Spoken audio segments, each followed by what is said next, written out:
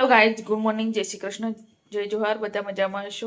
તો નવા બ્લોગમાં તમારું સ્વાગત છે. સંડે ડામો બ્લોગ્સમાં બધા કેમ છો? તો હું શું મારા માટે પુલ્લા બનાવું છું. તો સવારમાં ટિફિન બની ગયું છે. ફુલેવાનું શાક છે, ફુલેવર વટાણા, અને સુબી માટે પાપડ બનાવ્યા હતા. તો મારે ડૉક્ટરે ના પાડ્યું છે એટલે એકદમ કમ તેલમાં બનાવવાનું છે. એકદમ એકદમ ઓછું તેલ. તો ચણાનો લોટનું બનાવીને ખાવાનું કીધું છે. ઘઉંની રોટલી બિલકુલ બંધ, મકાઈનો રોટલો બિલકુલ બંધ. શરીર વધે છે ને થાઇરોઇડથી મારે, એટલે બધું બંધ કરાવી દીધું ડૉક્ટરે મને. તો મારે છે ને રાગીનો રોટલો, બાજરીનો અને પછી જુવારની રોટલી ખાવાની કીધી. તો આ શરીર વધે છે મારે, બહુ જ વધે છે થાઇરોઇડના લીધે, એટલે બધું બંધ કરાવી દીધું છે મને.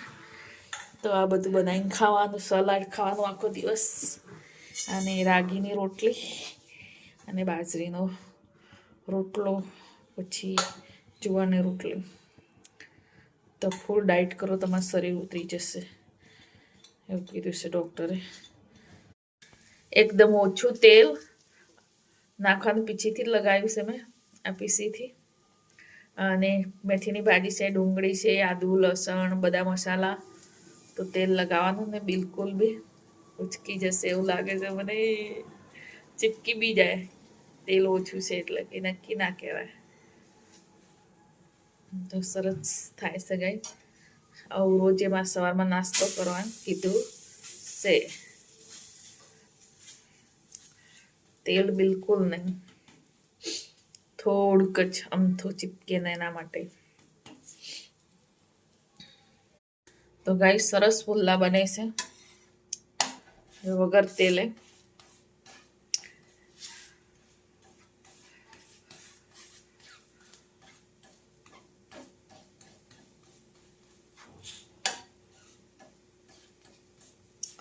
તો આર્યન કહેશે, આર્યન જ ઝાપટે છે કે મમ્મી મને બી એવું જ બને, મારે બોડી વધી ગઈ છે, હું એવું જ ખાઈશે, હું બી ડાયટ ઉપર ઉતરી જાઉં. એમાં જીમમાં જાય જ છે સવારમાં વહેલા. મને તો ચાલવા જવાનો નહીં ટાઈમ મળતો. સવારના વહેલા ઉઠો ત્યારનું ટિફિન, ચા, સુરભીનો નાસ્તો, આર્યનનો, એમ જ ટાઈમ નીકળી જાય મારો. તો જવું ક્યારે, બધું મૂકીને જતી રહું ચાલવા, તો આ લોકોનું જમવાનું રહી જાય. એવું નથી તો એમ પપ્પા તો કરવા જ લાગે થોડું ઘણું. એકલા કેટલું કરે.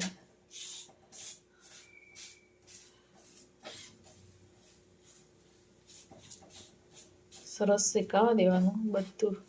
વેજીટેબલ, શાકભાજી હોય બધી શેકાઈ જાય. મેથી, ડુંગળી છે.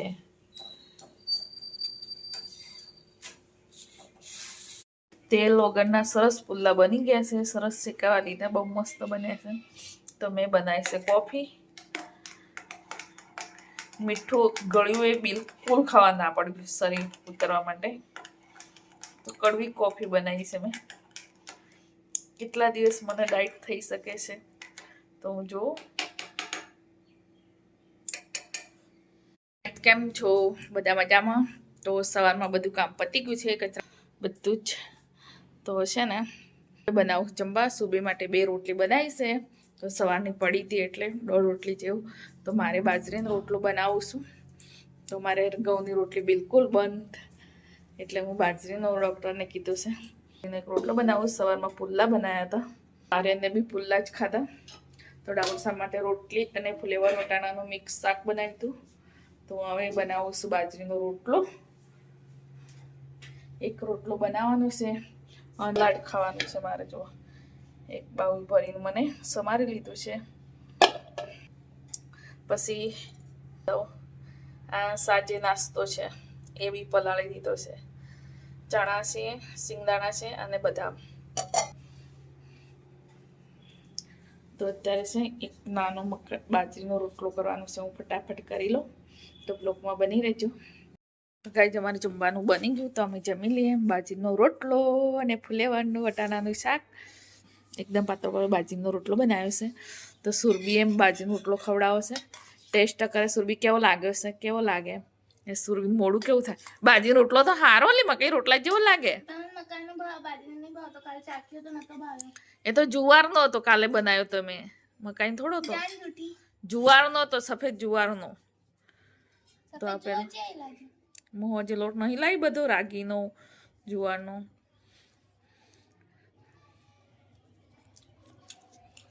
કેવું લાગુ? સારું છે ગાઈસ.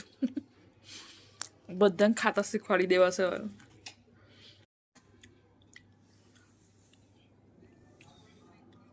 એક જમી લીધું, બાજરીનો રોટલો ક્યારે ખાધેલો નહીં એટલે ના ખવાયો મારાથી તો અડધો જ રોટલો ખાધો જેમ તેમ કરી.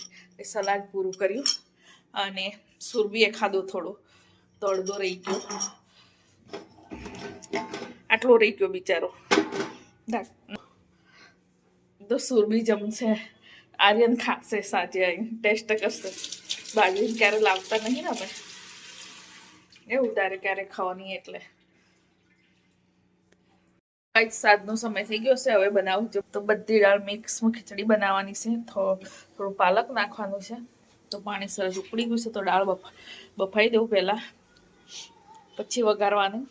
ગાઈઝ જે બધી દાળ સરસ બફાઈ ગઈ, તો અંદર છે ને હવે કોદરી નાખી છે, વટાણા કોદરી તો પાછળથી નાખી છે, તો બધું છોટી જાય. એટલે હવે છે ને તો વઘાર કરી દઉં. તાસરું મૂકી દીધું છે. અંદર છે ને પાલક બધી દાળ મિક્સ કરી છે, તો આ સરસ બફાય છે. હવે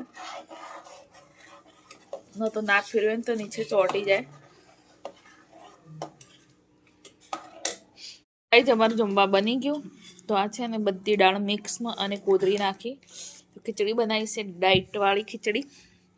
દાળ વધારશે તો થોડી ખીચડી પેલી કોદરી બી નાખી છે, તો ખીચડી મસ્ત આર્યન ટેસ્ટ કર્યું. પાલક વટાણા બધું મિક્સ કર્યું. આ સલાડ તો તમારે ખાવી હોય તો આવો. અને સાસ બી પીવાની કીધી છે.